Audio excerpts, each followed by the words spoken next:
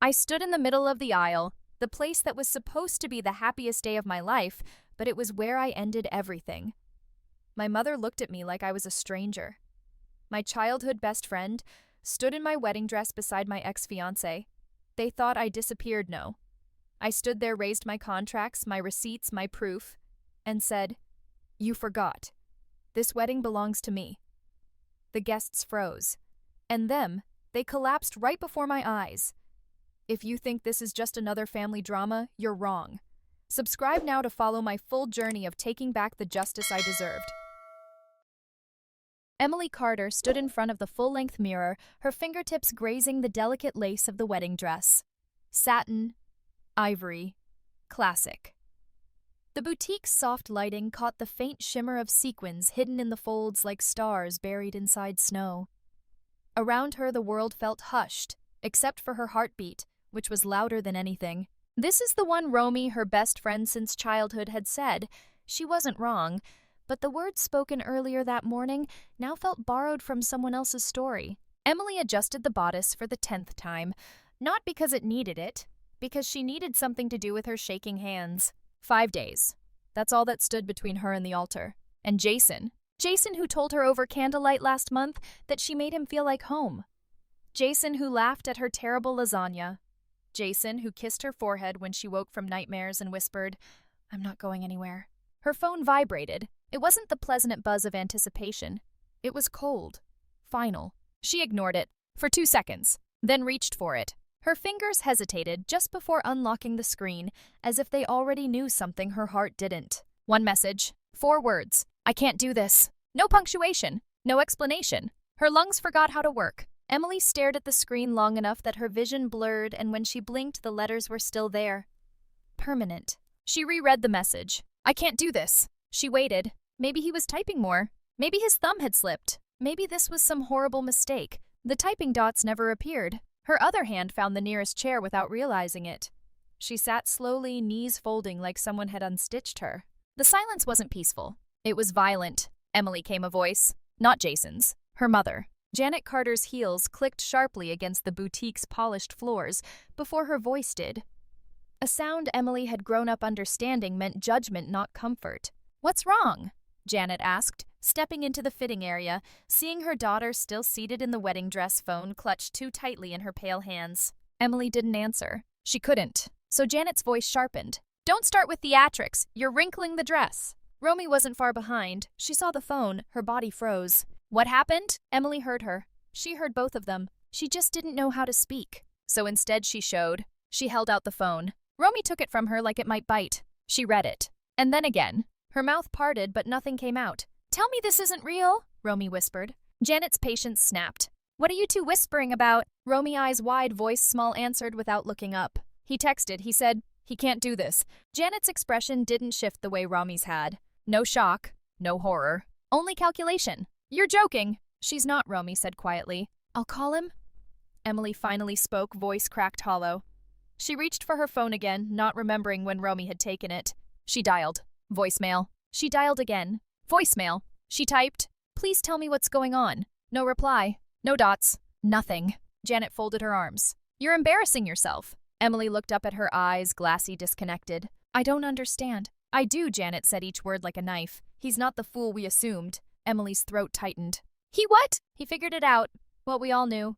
You were never enough for him." Romy turned toward Janet in disbelief. "Mrs. Carter." Janet ignored her. "Get up, change, we're leaving." Emily didn't move, so Janet moved for her. She crossed the distance in 2 strides and grabbed Emily's arm, trying to pull her from the chair. "Mother, stop."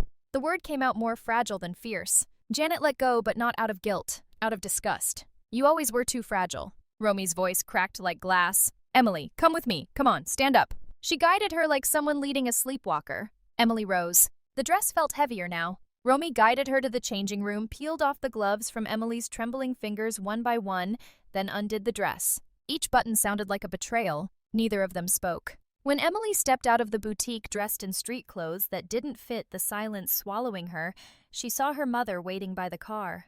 Janet didn't drive her home. Romy did. The silence in the car wasn't peaceful. It was suffocating. Emily pressed her forehead to the cold window. She didn't know if she was awake anymore, or if she wanted to be. When they reached the house, Janet was already there. Emily stepped inside. The air didn't feel like home. She stood in the doorway looking lost in her own childhood. Janet didn't wait. "You can't stay here." Emily's brain took too long to process. "What?" Janet tossed a suitcase beside the couch. "Don't make this harder than it is. You'll make this house look like a charity ward. I have nowhere to go." "You'll figure it out." Romy was crying now, voice shaking. "Where do you expect her to sleep? The sidewalk." Janet smiled cold. "She's 32, not 12. Mom," Emily whispered. "Please." Janet didn't soften. She handed Emily her phone charger. Like that counted as mercy. Then turned, crossed her arms and said, "You're not my problem anymore." Emily's body moved, but she didn't remember telling it to. She bent. She picked up the suitcase. Her hands remembered the motion like muscle memory from some other life. She walked toward the door. At the threshold, her foot hesitated. She waited for her mother to call her back. For Romy to say something that would break the spell. But silence. Emily stepped outside. The door clicked closed behind her. Final. No one followed. She didn't cry. Not then. She pulled her jacket tighter, felt the cold air crawl under her skin, and walked. Streetlights hummed above her. The weight of the suitcase bruised her palm, but she didn't let go. She wouldn't.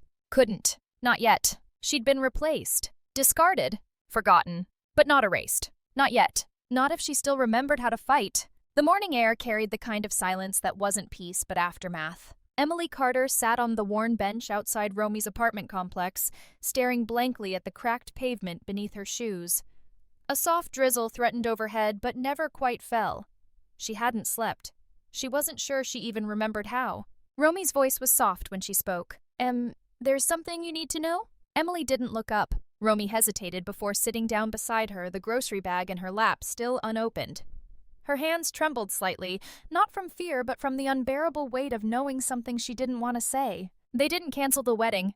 That sentence broke something. Slow, quiet, like the tearing of old paper. Emily turned her head slowly, her eyes empty. "What do you mean?" Romy licked her lips. She couldn't meet Emily's gaze. "There's photos. Someone sent them to me. From the rehearsal dinner." A pause. "It's Sophie." The name landed like a blade. Emily didn't move. Romy's next words shattered whatever was left. She's wearing your dress."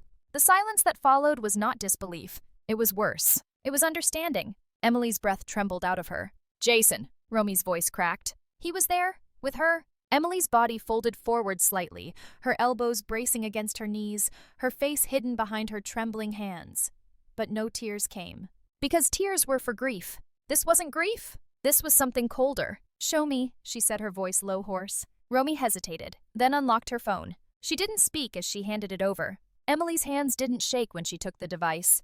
Her body had already shut down emotions to conserve energy. She scrolled. Image after image. There, Sophie stood laughing in her dress, the dress Emily had chosen. Her veil tilted just slightly. Jason beside her.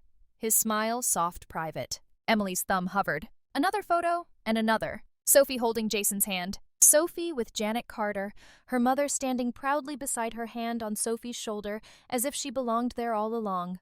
And then a caption from someone she didn't recognize. "So happy for Sophie and Jason, a love story that was meant to be." Emily didn't speak. Her body leaned back, the phone still in her hand, her breathing shallow. Romy whispered, "I'm sorry." Emily's voice, when it came, was soft, distant. "They replaced me." Romy tried to reach for her hand, but Emily pulled away, not out of anger, out of numbness. Emily stood. Her knees buckled once before she caught herself. "I have to go."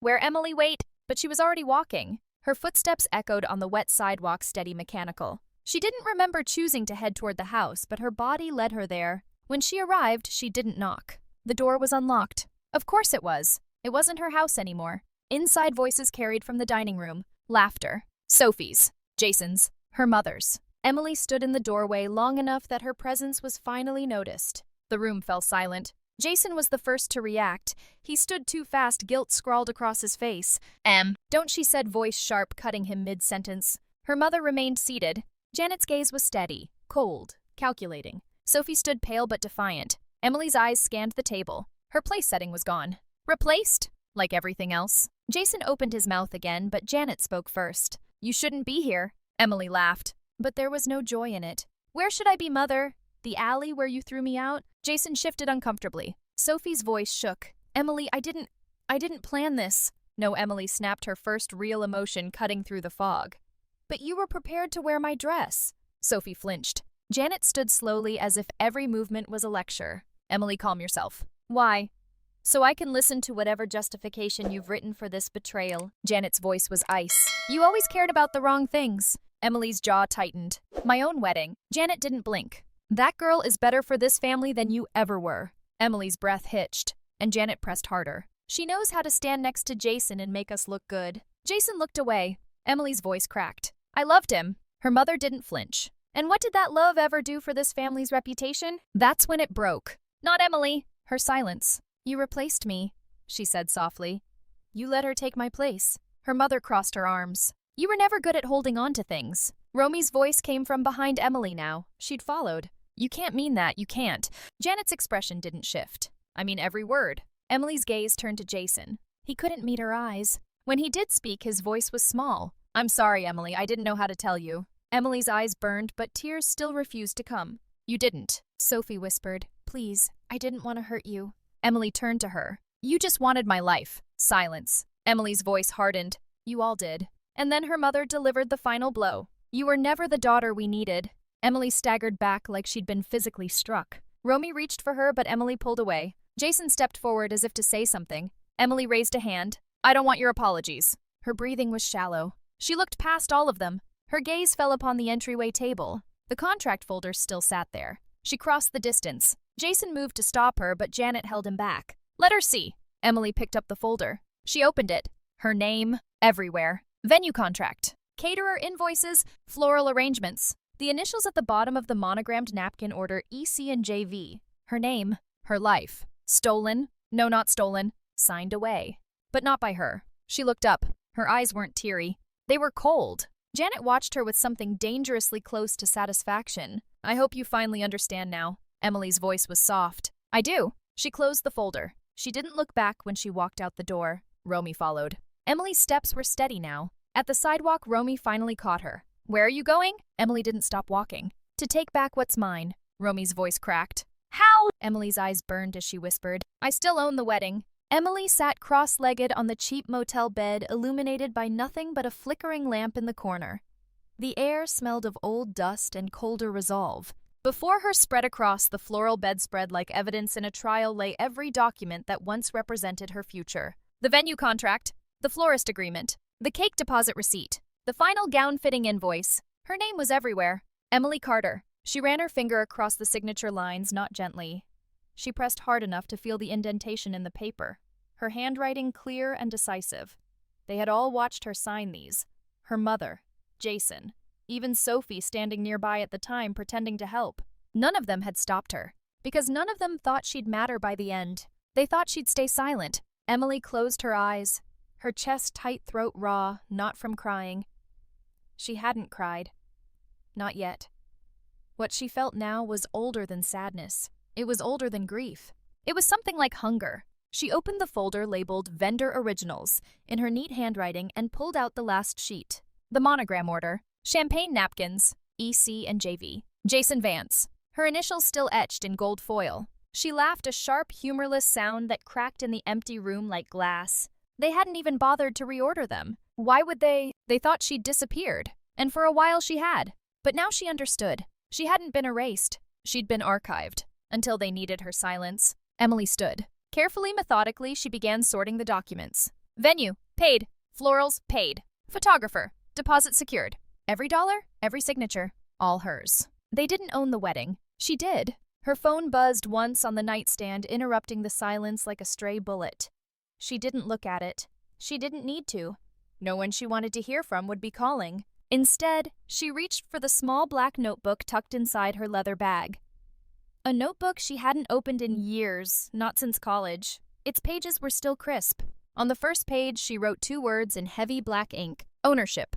Proof. Her handwriting was steady. She flipped to the next page, and then line by line, she began listing each vendor. Venue, $18,500 deposit.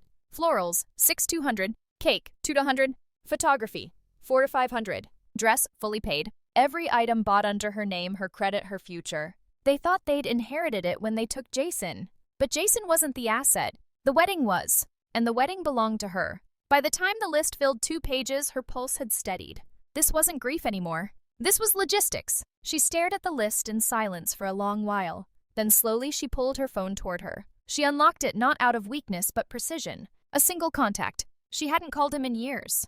The name blinked on the screen: Aaron Lowe, attorney. Last spoken to nearly 4 years ago when he'd helped draft her first apartment lease. He wouldn't expect this call, which was perfect. She hit dial. 2 rings. A groggy voice confused Emily. Her voice was steady. Not calm, not warm, but steady. I need a contract specialist? A pause. Emily, I'll explain later. Are you available? A beat. Then, like instinct kicking in, professionalism replaced concern. Where are you? Motel 6, just outside the highway. I'm 30 minutes out. She ended the call without saying goodbye. Emily stood the movement deliberate, her body unfamiliar now. The mirror above the motel sink reflected someone she didn't recognize. Not the bride-to-be, not the daughter discarded.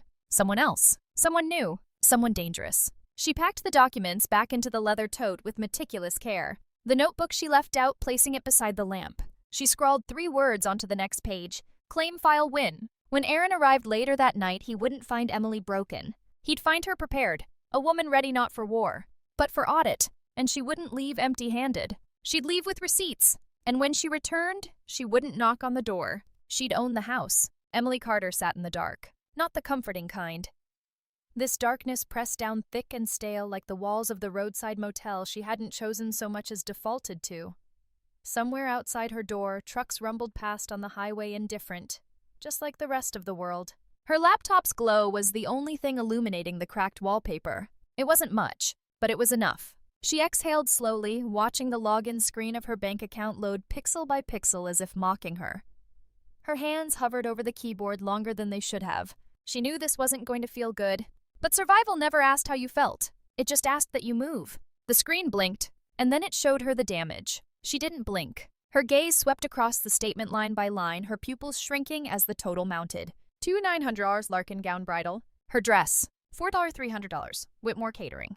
The reception deposit, $750 Serenity Transport. Shuttle service for the wedding party. And next to each charge, her name, her card, her debt. Emily swallowed, but her throat felt raw, scraped hollow from the inside. Her mother hadn't just thrown her out. She'd kept spending, using Emily's accounts like she was already dead. Emily leaned forward, her elbows grinding against the sticky motel desk. Her eyes didn't water, her mouth didn't tremble, but her heart slowed. She felt it. Not breaking, solidifying. There was no shock anymore. This was something colder. She clicked into the details, scrolling back further. Payments made just 2 days ago, after Jason's text, after the replacement. They weren't covering up. They weren't pretending. They were building the wedding on her dime. Her hands tightened into fists, the knuckles bleaching white, but she forced herself to breathe, to let go, to keep scrolling. Each transaction read like a betrayal she hadn't been invited to witness. She opened the merchant records. Billing address, Janet Carter. Cardholder name, Emily Carter. They didn't even bother to change the address. The notifications had been disabled. She remembered now. Months ago. Jason had offered to help manage the finances. One less thing on your mind, babe. She'd let him. He had changed the settings. He knew. He always knew. Her teeth clenched, a small muscle flickering in her jaw. She sat straighter. Her spine aligned, her body moving as if guided by wires. Not human anymore. Operative. She reached for the black notebook, flipping past the previous entries. On a fresh page, she began listing each unauthorized charge. Merchant, date, amount. A ledger of theft. Her theft. From the drawer, she retrieved the old receipt folder. Every invoice. Every confirmation email she'd printed and filed out of sheer habit back when she believed in the safety of paperwork. Now those habits were saving her life. She spread the papers out in perfect rows across the motel bed like evidence markers at a crime scene. Each invoice, each signature, her name, her initials, everywhere. Emily leaned over them, her hair falling forward, casting shadows over her eyes. She didn't touch the papers. She just watched them, like they might confess. Minutes ticked by. Somewhere in the distance, a train howled through the night. Her breathing synced with it. Slow, measured, calculated. She clicked back to her bank account and downloaded the statements. PDF. Duplicate copies. One to her hard drive. One to the cloud. And one printed out page by page, fed into the rusted motel printer she'd rented from the front desk. Each sheet landed with a mechanical cough onto the peeling linoleum floor. When the last page printed, Emily knelt to gather them. Her knees cracked. She didn't wince. She stood, stacked the pages, and clipped them together in perfect order. She placed them beside the folder. Then finally she spoke. Just 2 words. Flat. Dead. Got you. The motel fridge buzzed faintly behind her, the hum filling the silence like ambient dread. Emily stepped back toward the bed. She didn't sit. She didn't rest. She stood over the paperwork. A general surveying her battlefield. She saw the battle lines now. The weakness wasn't her. It never was. It was their arrogance. They thought erasing her meant she'd disappear. But they'd left the paperwork. They'd left the trail. Because they thought Emily Carter, the quiet one, the obedient one, would never follow it. She watched the invoices in silence until the silence no longer felt oppressive. It felt empowering. Each transaction, each charge, each signature, each theft. Proof. Control. Her fingers twitched once at her side. Not from anxiety. From anticipation. Her mind moved faster than her body now. Timelines, evidence folders, deposition strategies. When Erin arrived tomorrow, she'd be ready. Not with a sob story. With exhibits. She crossed to the mirror above the sink, looked herself in the eye, and whispered not as lamentation but as promise. They tried to bury me. Her reflection stared back. Cold.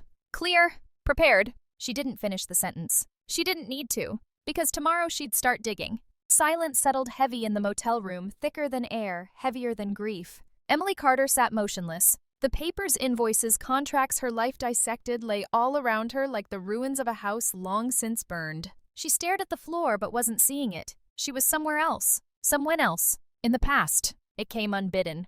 Memory, when it returns uninvited, doesn't knock. She was 10, standing in the family kitchen, feet bare on the cold tile. Her mother stood by the refrigerator reading a grocery list, pretending not to notice her. Mom? Janet Carter didn't look up. Mom, Sophie said she can't come over anymore. She said, you told her mother something. Janet folded the list, deliberate.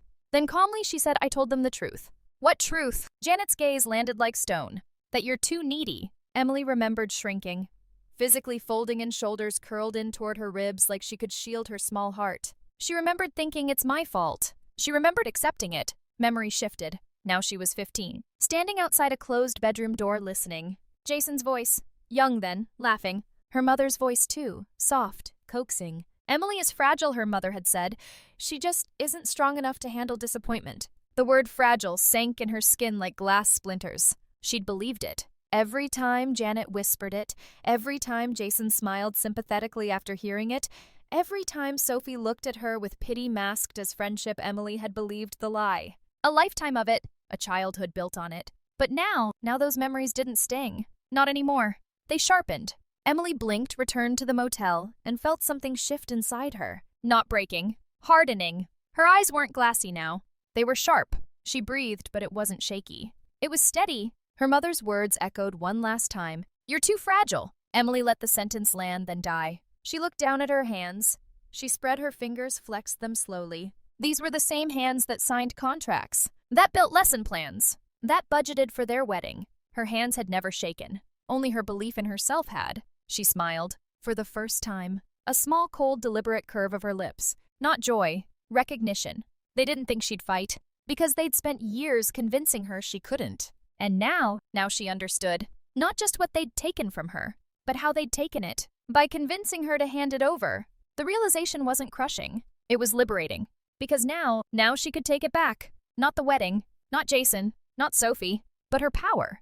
Emily stood slowly, every movement deliberate. She crossed to the mirror above the motel sink, flicked on the harsh yellow light, and met her own gaze. She studied herself like an adversary. And then she spoke. Soft, clear, not fragile. Each syllable a verdict. She didn't blink. She didn't need to. Her phone buzzed behind her on the table. She didn't look. It didn't matter. Jason could apologize. Her mother could justify. Sophie could explain. She didn't care. Because explanations were how they'd stolen her voice. She wasn't waiting to be understood anymore. She was preparing to be heard. Emily turned from the mirror, picked up her notebook, and on a fresh page in capital letters wrote, Narrative Control. She underlined it twice. Then paused. Her pulse steady. Her mind sharper than it had felt in years. This wasn't reaction. This was strategy. She tapped the pen against the paper once, twice. Then almost tenderly she wrote, Step 1. Reclaim the truth. A simple line. A monumental step. She clicked the pen closed. A small sound but final. Her reflection caught her eye once more. And she allowed herself one last thing before the war began. A single whisper. A promise. For the first time, you don't get to decide who I am. Not anymore. Then, she smiled. And this time it reached her eyes. The air in the motel room had changed. Not lighter. Sharper. Emily Carter sat cross-legged on the bed, her laptop humming softly beside her black notebook, open pages, already filling with names, amounts, dates. Her pulse wasn't racing anymore. It was pacing. Like a predator. She clicked back into her financial dashboard. Every automated payment, Every link to the wedding accounts, every scheduled vendor transfer, she traced them methodically. Her mother had thought of everything. Everything except this. Emily hovered the mouse over the Access Management tab. Jason had locked her out once. Not this time. She leaned forward, breath steady, and typed cancel. Authorized primary account holder only. Her name, Emily Carter. A simple action. A seismic shift. The email notifications flooded in, almost instantly reassurances from vendors, notifications of revoked family access. Emily watched them stack in her inbox like falling dominoes. She read none of them. She didn't need to. The only message that mattered now was the one her family wasn't receiving: silence. She clicked the final authorization. All vendor payments frozen. Accounts restricted. Event credit cards locked. Jason's precious shared wedding management dashboard deleted. Emily exhaled. Not relief. Completion. Her control wasn't theoretical anymore. It was absolute. Somewhere across town, Jason and Sophie were likely at a menu tasting or a dance rehearsal, sipping wine and laughing, still basking in the illusion that the machine was running smoothly. They had no idea the engine was dead, and Emily wasn't going to warn them. She preferred watching them crash. Her phone buzzed. Aaron's name. She answered immediately. "Are we good?" he asked. Her voice was ice. "Do it." He didn't hesitate. By now, Aaron had instructions. Send the cease and desist orders to every vendor who'd processed a charge under Emily's name, citing breach of fiduciary authority. Emily knew the terminology now. She understood words like financial misconduct and vendor breach. She understood that silence wasn't safety. It was strategy. Aaron continued, "I'm heading to the venue now." Emily didn't reply. She was already thinking ahead. Jason and Sophie believed possession was ownership. Her mother believed optics were power. They'd all missed the same thing. Legality. Control on paper. Emily owned the wedding. Every floral arrangement. Every ribbon. Every champagne flute waiting in storage. Even the playlist was logged under her credentials. And now, all of it was frozen. Not ruined. Not sabotaged. Just paused. Until she said otherwise. The power of no. It tasted better than champagne. She stood from the bed, stretched, and for the first time since she'd left the family house, her body felt steady. Not restored. Anchored. Her phone buzzed again, a new notification. Venue management email confirmation. Aaron had arrived. She paced slowly in the dim motel room, one hand curled loosely around her phone, listening as the silence stretched. She could picture it. Aaron, suited precise, approaching the front desk at the high-end venue, handing over the signed documents. The manager's confusion. Then realization. Then compliance. There would be no argument. Just recalibration. Because contracts don't care about emotions. Emily's name was on every signature line.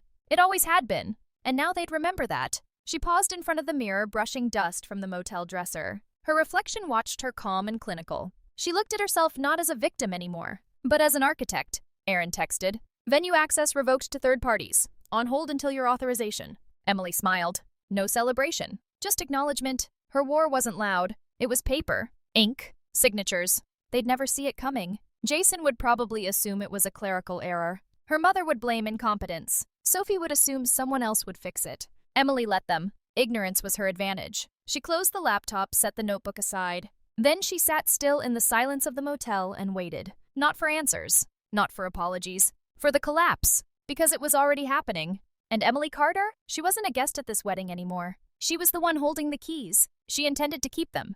The email was short. 5 lines. Attached were contracts, receipts, bank statements. All cold, all clinical, all indisputable. Emily Carter reread her own words one last time, then hit send. No threats, no begging, just the truth. Sent to Janet Carter, Jason Vance, and Sophie. She sat back in the motel chair, the cracked vinyl pressing into her spine. She didn't feel it. She was watching the screen, waiting. Not for apologies, for silence. Because that's all they knew how to give her. Her phone buzzed first. Jason, not a call, a message. Of course. Jason Vance? "I don't know what you're trying to do, but this isn't going to stop the wedding." Emily stared at the words, her thumb hovering over the screen. She typed, "Emily Carter." "It should have stopped the moment you sent that text." No reply. Jason read the message. Then nothing. Coward. Her lip curled, not from pain, from contempt. Her phone buzzed again. Her mother. But not to her. She forwarded the email thread directly to Sophie, as if Emily's voice wasn't worth answering. Emily laughed quietly. Not bitter. Amused. They still thought ignoring her would erase her. They'd been training for it their whole lives. They didn't know how to do anything else. She stood slowly crossing the small motel room. The air smelled of dust and cheap detergent. She opened the narrow closet door. Her coat hung there. Folded neatly in its pocket was the one thing that mattered. She reached in, fingers closed around soft silk. The burgundy scarf. The last thing her father had given her, when she'd moved out, when she'd believed her life was hers. Emily pulled it from the coat pocket like drawing a sword. She stood in front of the cracked motel mirror, eyes sharp. No makeup, no pretense. Her reflection was real. She folded the scarf, wrapped it slowly around her wrist. 1 loop. 2. Knotted. Tight. The silk caught the light from the bedside lamp. Deep red. The color of defiance. The color of resolve. She flexed her fingers once, watching the scarf tighten against her skin. A shield. A statement. Her pulse thudded beneath the silk. She didn't loosen it. This wasn't a keepsake anymore. It was a reminder. She turned from the mirror. Her phone buzzed again. She didn't look. Instead, she picked up her notebook from the bedside table, crossed out the word, fracture, and beneath it wrote in sharp, deliberate strokes, fortify. She closed the notebook. One last vibration from her phone. Curiosity, not hope, made her glance. Jason again. Just 4 words. Jason Vance, you're making a mistake. Emily stared at the screen. For a long time. Then calmly she typed her final reply. Emily Carter, no, I'm correcting one. She pressed send. Then she turned off the phone. Completely. Not to avoid them. To silence them. There was nothing left to say. The night before what should have been her wedding, Emily Carter sat alone and smiled, because the silence no longer felt like abandonment. It felt like control. Laughter floated beneath the chapel's vaulted ceiling, hollow and rehearsed. Janet Carter stood at the center of it all, composed, precise. Her navy blue dress tailored sharp, every hair pinned in place, every smile calculated. Beside her, Jason adjusted his cufflinks for the 3rd time, eyes darting between the rows of neatly dressed guests. His smile flickered at the edges, too forced. At the far end of the room, Sophie laughed, not because she meant it, because she needed it. Her veil framed her face in soft white, but her knuckles were pale where she gripped the bouquet. To anyone outside this circle, it looked perfect. But beneath the music, beneath the fake laughter and polite applause, something else vibrated. Something no one wanted to admit. Nerves. Because somewhere in the back of their minds, every one of them knew Emily Carter was missing. And that wasn't nothing. That was a problem. But no one dared say it. Denial was easier. So Janet whispered to the caterers. Jason smoothed his hair. Sophie smiled for the cameras. And the pastor waited patient at the altar. Everything was perfect. Everything was staged. Until the doors opened. The sound hit first. Heels, sharp, deliberate, not rushed. Each step echoed off the marble tile, louder than the music, louder than Jason's forced pleasantries, louder than Sophie's paper-thin giggle. Conversation slowed, then stopped. Emily Carter didn't enter like a woman invited. She entered like a verdict. Dressed in black, hair tied back, face blank, expressionless. Her burgundy scarf knotted tight around her wrist. Aaron Lowe followed, a few steps behind, and beside him uniformed authority. The bailiff. The silence wasn't confusion. It was recognition. They knew exactly who she was. Jason turned first. His voice cracked wrong in the silence. Sophie's smile disintegrated. Janet Carter's expression didn't flicker. Of course it didn't. She'd always been good at pretending. Emily didn't look at her. Or Jason. Or Sophie. Her voice when it came was steady, cold, and loud enough for everyone to hear. Stop the ceremony. The words hung in the air. The pastor blinked. Jason's mouth opened. Emily continued. By court order. She raised the document. Aaron stepped forward, presenting the official injunction stamped, signed, legally irrefutable. The bailiff nodded once, professionally. This event is frozen. Not canceled. Not ended. Frozen. Until ownership could be determined. Emily stood silent as her attorney explained. As the uniformed officer confirmed. As gasps broke out along the pews. She watched Jason's face drain of color. Watched Sophie's knees tremble. Watched her mother's jaw clench, eyes blazing silent only because words were no longer weapons here. Paper was. Emily let it all wash over her. She didn't react, didn't flinch, didn't gloat, because this wasn't victory. Not yet. This was interruption, disruption, exposure. Every guest watched now. Every pair of eyes turned toward the woman who was supposed to be erased. Instead, she stood here, solid, unmoved, real. Jason finally found his voice. Emily, please, we can talk about this. Her reply was precise. I sent you the contracts. He stumbled. I didn't read them. Not my problem. Her voice cut. Flat. Sophie choked on something between a sob and a plea. Emily, don't do this. Emily looked at her. For the first time. Expression unreadable. I didn't. The guests heard that. Some understood. Some didn't. Janet Carter stepped forward. Her voice as icy as ever. You think this humiliates me? Emily turned. Met her mother's eyes. I'm not here for your reputation. She raised her chin slightly. "I'm here for my name," Janet sneered. "And what will that get you?" Emily's reply was silence, because silence this time belonged to her. The bailiff finished reading the injunction aloud. Event suspended pending legal clarification of ownership. Guests whispered now. Names, questions, memories. Some remembered the engagement party. Some remembered who signed the checks. Some looked at Emily and saw something else entirely. Not the discarded daughter, not the abandoned bride, but the rightful owner, Jason whispered one last time. "Emily!" She didn't look at him. She spoke softly, but it carried. "I was never missing." Then she turned, burgundy scarf flicking at her wrist like a flag, and walked back down the aisle. The one that should have belonged to her. She didn't look back. She didn't need to, because silence was finally speaking louder than their lies, and this time it spoke in her name. Emily didn't raise her voice. She didn't need to. Silence was her stage now. She stood at the altar not as a bride but as executioner. Her attorney Aaron stood at her side, silent, a shadow bearing receipts. The chapel's hush was deafening. Emily's gaze swept across the guests. Friends, neighbors, people who'd once toasted her engagement now clutching programs they didn't dare drop. Their faces flickered between confusion and realization. Good. Let them remember who she was. Let them remember what they did. Her mother stood frozen. Janet Carter's power wasn't in words anymore.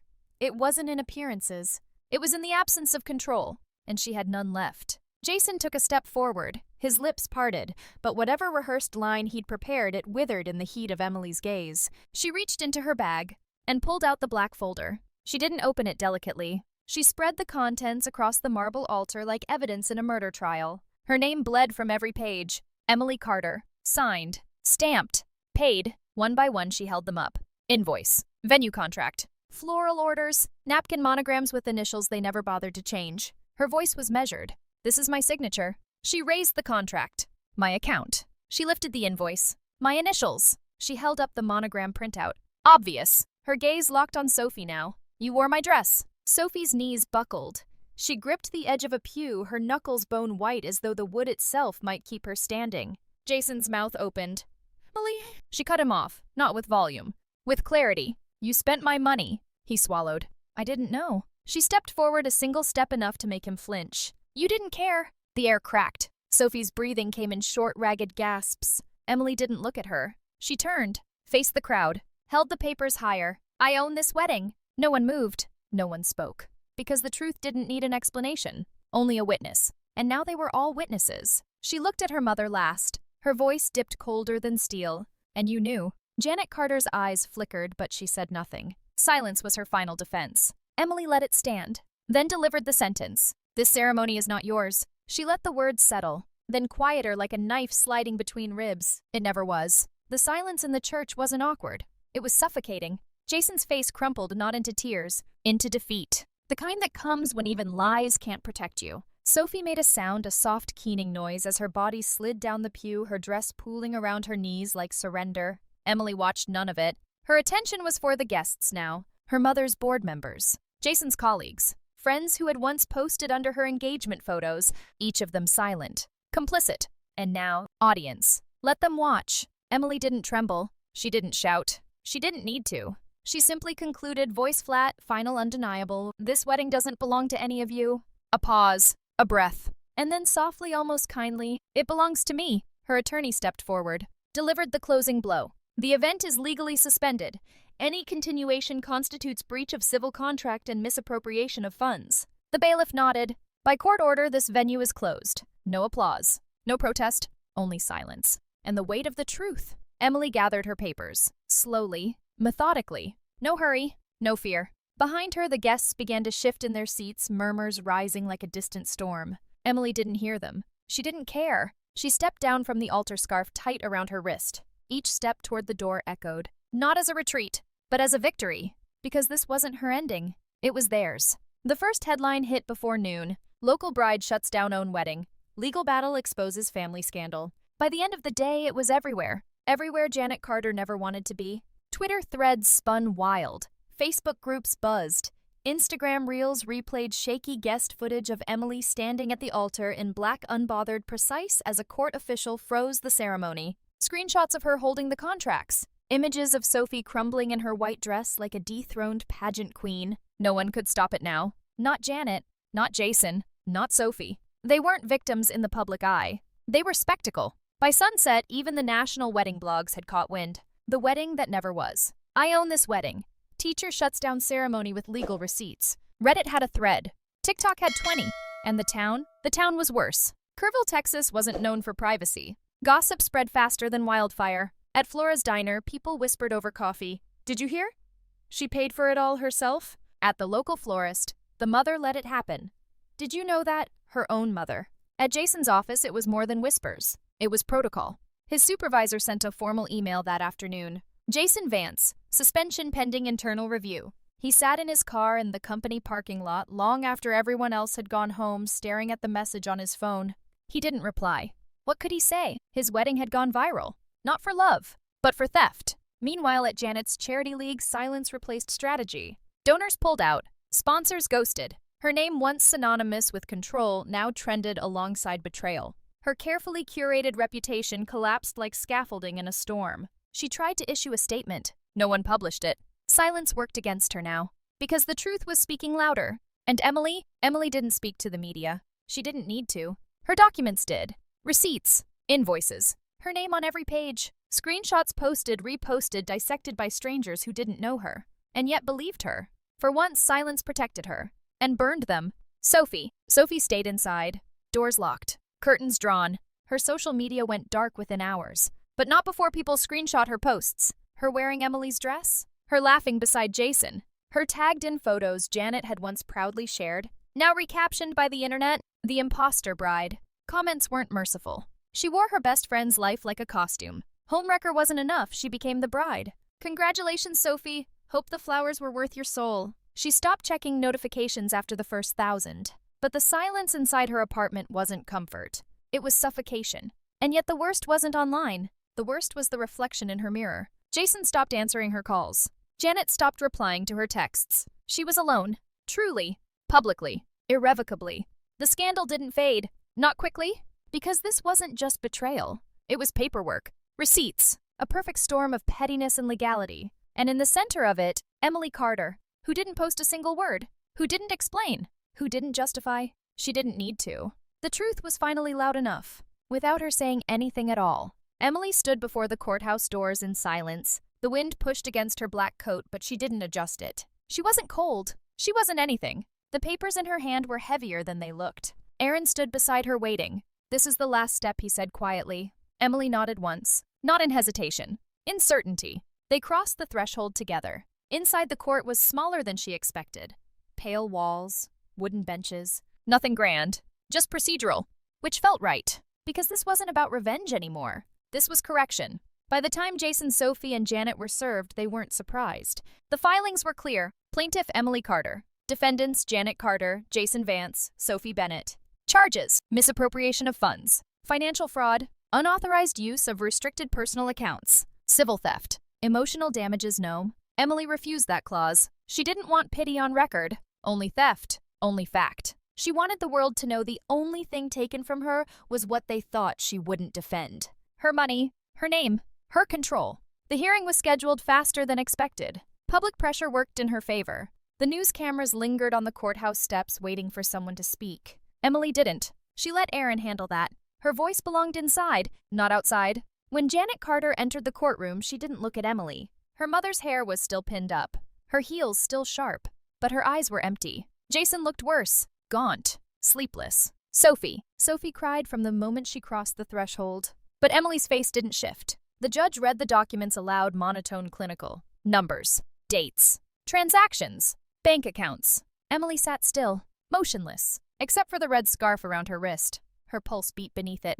Steady, alive. For once, her mother didn't object, didn't interrupt, didn't control the narrative. Because this wasn't her house. This was Emily's now. When the court issued the ruling, the sound was quieter than expected.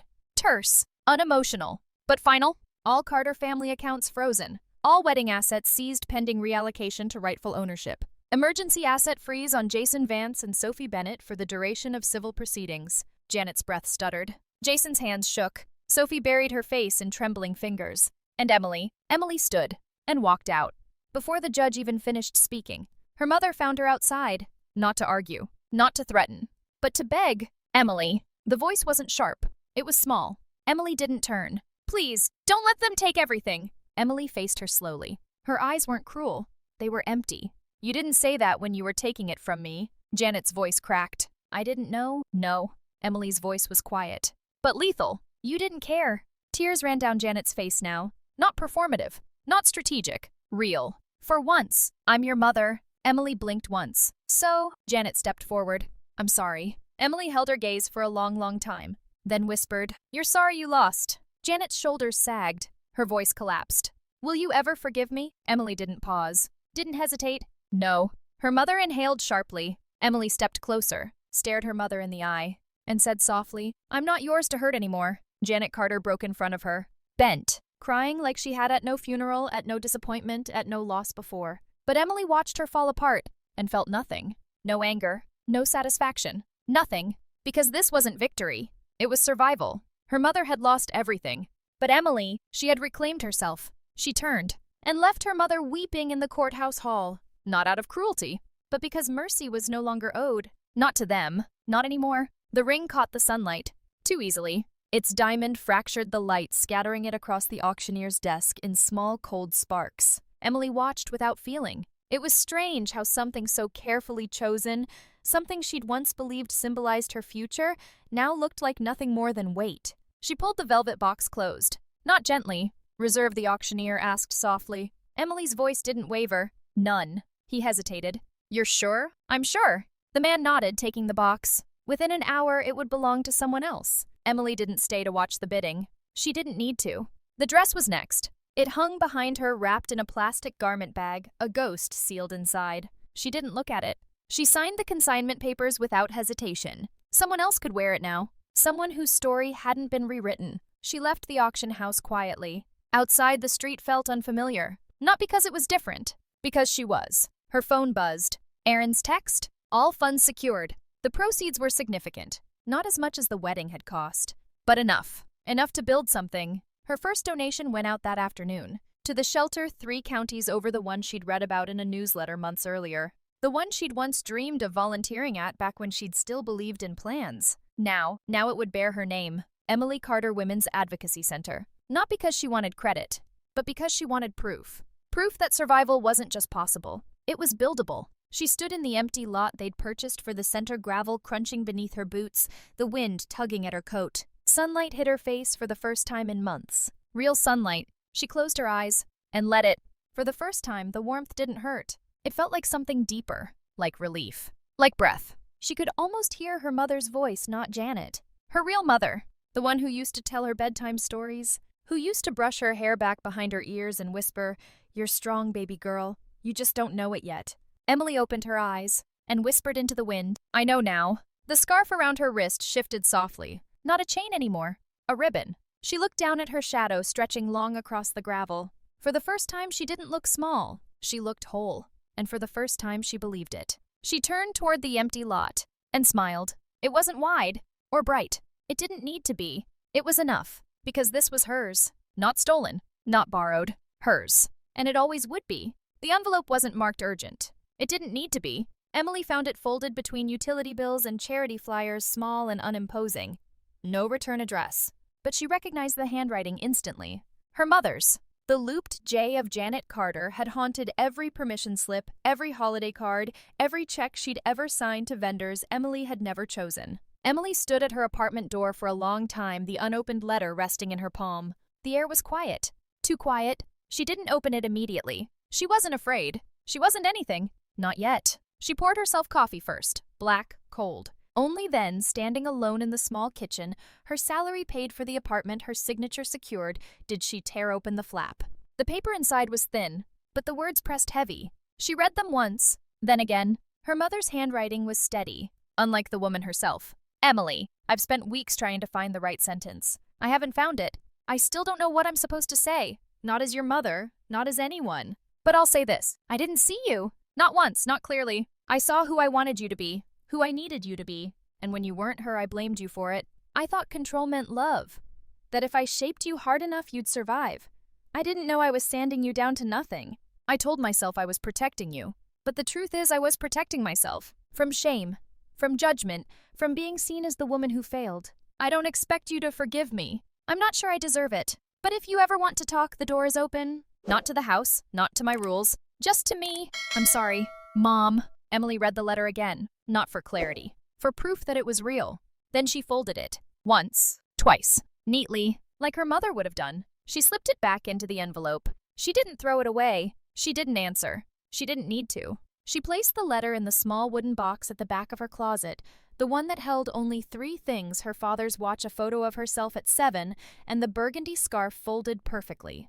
The letter fit there, as a reminder, not of pain, but of proof. Proof that some apologies arrived too late, and some doors are better left unopened. Emily sat at her kitchen table after that, staring at her chipped coffee mug, listening to the quiet. She wasn't angry. She wasn't sad. She simply was. And for the first time, that felt like enough. Outside her window, the city moved on. And so did she. Not forward, not backward, simply onward. And that, Emily decided, was healing. Not triumph, not forgiveness. Just the quiet permission to continue. She reached for the scarf and let her fingers rest on the fabric, not as armor, but as memory.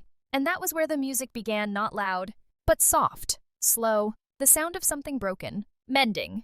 The ocean didn't care. Waves dragged across the sand in heavy sighs, the tide indifferent, endless. Gray sky overhead, cold morning air, salt in the wind.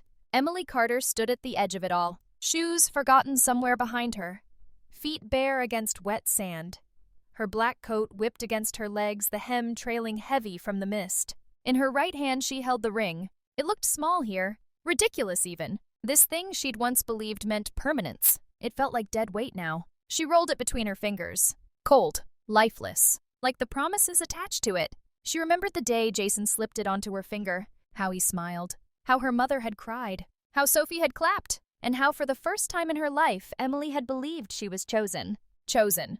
What a lie. Her fingers tightened. The ring cut into her skin. Not deep, but enough. She let herself feel it, just once, then opened her hand, let the ocean wind steal the warmth from her palm. She stood like that for a long time, frozen. Then finally her voice broke the air, soft, but certain. Forgiving isn't forgetting. A pause. Her eyes steady on the horizon. It's remembering, without letting it own you. Her fingers loosened. The ring slipped free. It fell almost soundlessly, a glint of false gold swallowed by wet sand, dragged down by the receding wave. Emily didn't follow it, didn't watch it vanish. She simply let it go and breathed. In, out. Salt air filled her lungs. But this time it didn't choke. It cleared. Her eyes closed. And in that silence, a thought echoed, not a memory. A promise. To herself. This is where it ends. She opened her eyes and smiled. Not wide, not bright, just real. She turned from the ocean. Behind her, the beach stretched empty. Ahead of her, a life unclaimed, no longer stolen, no longer borrowed, simply hers. The camera would pull back slowly now, deliberate, from her footprints leading away from the water, from her figure walking alone steady, from the waves washing over the spot where the ring had disappeared again and again until even that trace was gone, until only the ocean remained, relentless, indifferent, free. And Emily, she didn't look back, not once, because freedom doesn't require farewell. Only release. And she had finally fully released them all, even herself, especially herself. Some stories don't end with a door closing. They end with a woman walking away, into her own life. At last, the new center wasn't grand. It wasn't supposed to be. Just glass doors, sun-faded brick, and a white sign that simply read Carter Women's Advocacy Center. No middle names. No in honor of. Just her name. Plain. Enough. Inside the walls were soft yellow, a deliberate choice. Warm, safe, the opposite of every place Emily Carter had ever been told to feel at home. She stood behind the reception desk that morning, hands curled around a chipped mug of coffee, her scarf tied loosely at her wrist like memory, not like armor. Voices filled the small space, not tension, laughter. Women, girls, volunteers, each carrying stories heavier than their bodies, each welcomed anyway. Emily didn't supervise. She listened. The building wasn't hers. It belonged to every woman who walked through its doors. She just kept them open. Ms. Carter, a small voice. Emily turned. A girl maybe 7, big brown eyes, hair tied back messy. She carried a paper tiara handmade. The child blinked up at her, cautious but curious. Are you the lady who married herself? Emily smiled. Gently. What? The girl tilted her head. My mom said you're the one. You wore black at the wedding and stopped it. Emily knelt eye level now. I guess people say that. The girl was quiet. Then softly, did you? Emily's answer was simple. No. A pause. I just didn't let the wrong people write my story. The child thought about that. Emily watched her face shift, not understanding but accepting. Then the girl nodded as if she understood something deeper. Maybe she did. She ran back to her mother, gripping the paper tiara tighter. Emily stood slowly. Her smile lingered. A real one. The morning moved on. Staff called her name. Papers needed signing. Food shipments for the weekend drive. A legal referral case. She answered each calmly. She didn't speak about the past. She didn't need to. It was here, built into every brick. Proof. She passed the mural near the main hallway, newly painted. A winding path through trees. No names. No dates. Just a road. And under it, in small hand lettering, "No one else gets to write your ending?" She hadn't chosen the words. Someone else had. But it felt right. Outside, sunlight climbed the glass. Soft. Steady. She paused in the doorway of her office, her hand resting on the doorframe. She looked out over the center and quietly whispered, "I'm home." She meant it. She always would. The cursor hovered, blinking, waiting. Emily Carter sat at the small wooden desk in her apartment, the same apartment she'd moved into when the world first fell apart. Now, it felt like hers. The soft hum of her laptop filled the silence, accompanied by the occasional chirp of traffic outside the window. Her screen showed a single folder, wedding docs, all uppercase, all-encompassing. Every contract, every invoice, every record of the life she'd been forced to defend. She stared at it, sipping her coffee. No emotion, no rush, just readiness. Her finger hovered above the delete key. She didn't think about Jason, or Sophie, or Janet. She didn't even think about the courtroom, or the chapel. She thought about herself, about that small girl standing outside her mother's door asking why she wasn't enough, about the young woman who once believed saying nothing was safer, about the version of herself who had to build a case just to be heard. And then she pressed delete. The folder vanished, not erased, released. She closed the laptop softly, not as an ending, but as an exhale. Her gaze shifted across the room, to the small wooden box on the shelf. She stood slowly, crossed the room in silence, opened the lid. Inside, 3 items remained. Her father's broken wristwatch, the apology letter from Janet folded carefully, and the burgundy scarf. She picked it up, held it, fingers brushing the soft silk, no longer tight around her wrist, no longer a tether, just fabric. She folded it neatly, placed it at the bottom of the box, then closed the lid. She didn't lock it. She didn't need to. Some things weren't prisons. They were proofs. Emily slid the box onto the highest shelf in her closet, pushed it back until it disappeared into shadow. Her past wasn't gone, but it wasn't standing in front of her anymore. It was behind her, exactly where it belonged. She turned back to the room, to the sunlight now filtering through linen curtains. Soft, steady, like morning after a long, endless night. She smiled, not because she was healed, not because she was whole, but because she wasn't carrying it anymore. Her story didn't need to be rewritten. It just needed to be lived. She stepped forward, into the sunlight, and behind her the box sat in silence, not forgotten, but no longer needed. Music rose gently as the door clicked softly behind her. No finality, just continuation. And the sunlight lingered in the empty room. Quiet, certain, free. Just like her,